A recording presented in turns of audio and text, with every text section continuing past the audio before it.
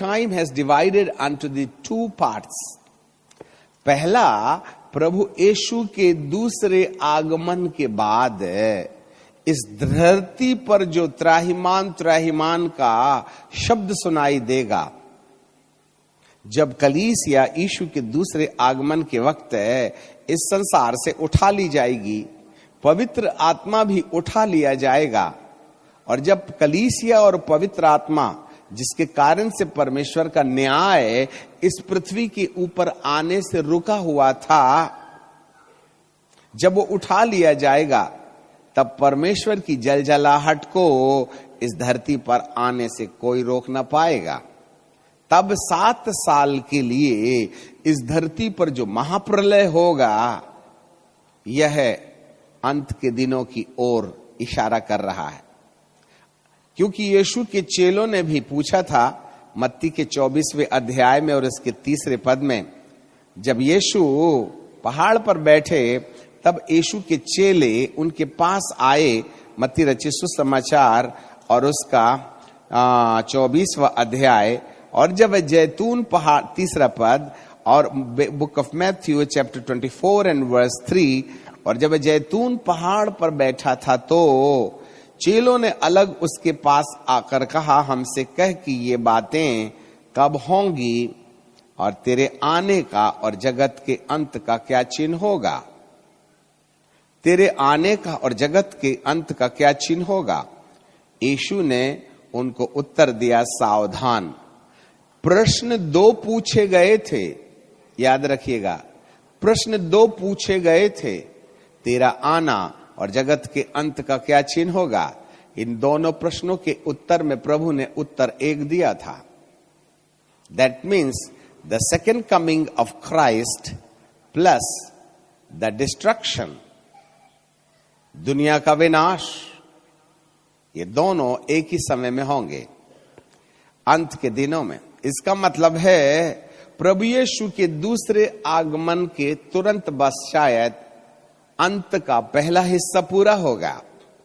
फिर 7 साल के बाद में जब प्रभु यीशु का तीसरा आगमन होगा या दूसरे आगमन का बी पार्ट होगा, तब फिर एक बार इस धरती को सर्वनाश की ओर ले जाया जाएगा। There will be the complete destruction of this world.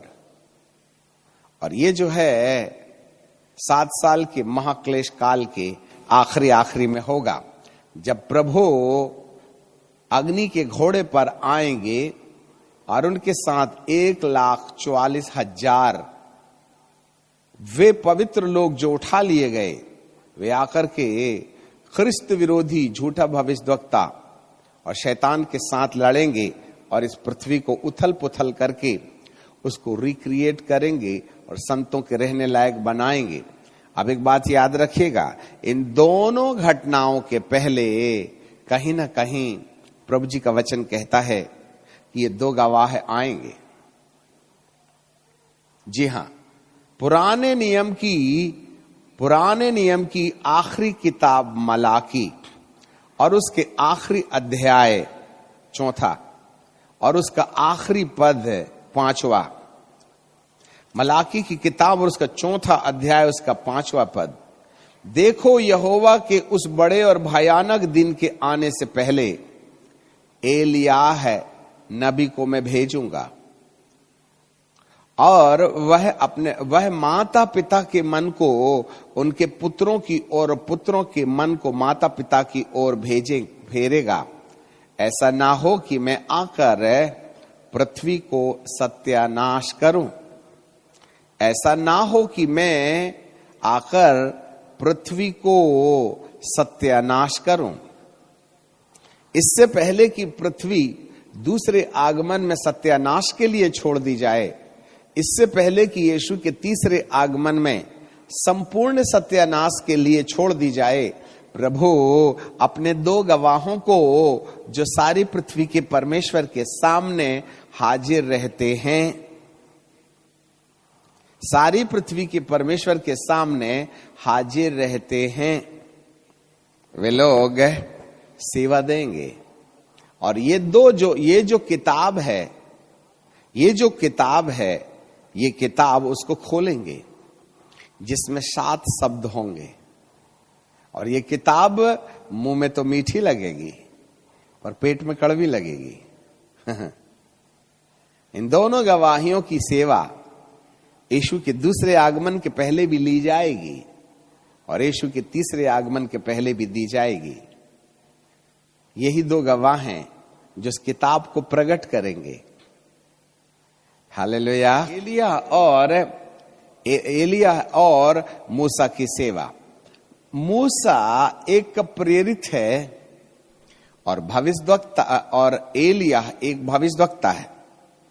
ये 2 सेवाएं हैं जिनका प्रारंभ है यीशु के आगमन के पहले इस संसार में देखा जाएगा।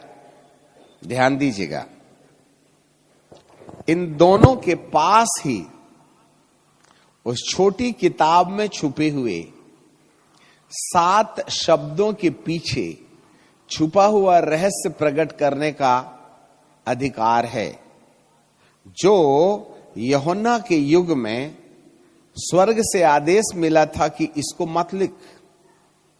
ये 7 शब्द इस प्रकाशित वाक्य में लिखे नहीं गए, क्योंकि स्वर्गदूत के गर्जन के शब्द से, जिसके हाथ में एक छोटी सी किताब थी, इस किताब में छुपे हुए 7 शब्दों का रहस्य उस युग की पीढ़ी के लिए सुनाए जाने के लिए नहीं था।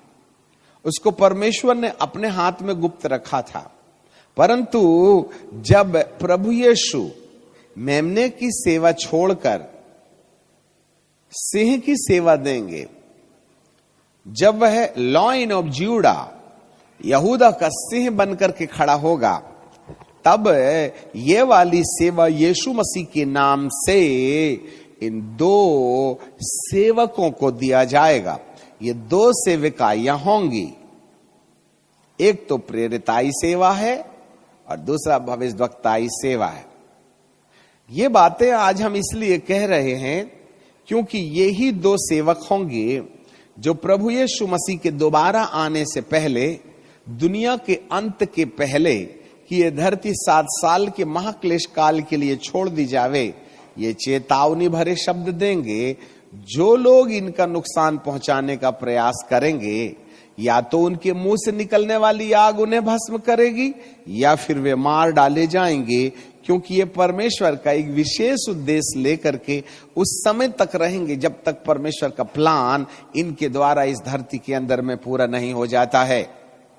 इसलिए ऐ धरतीवासियों, बहुत स्पष्टता से परमेश्वर के उस डिवाइन प्लान को समझने का प्रयास कीजिएगा, जहां पर स्वर्गदूत जिसके पीछे मेघ धनुष के समान 7 रंगों का एक उजियाला पाया जाता है, जिसके पांव आग के खंबे के समान है, जिसका चेहरा सूरज की नाई दमक रहा है, जिसके हाथ में एक तलवार, एक किताब है। एक पैर उसने समुद्र में रखा है और दूसरा पैर उसने पृथ्वी पर रखा है। दैट मीन्स संदेश वर्ल्ड वाइड है।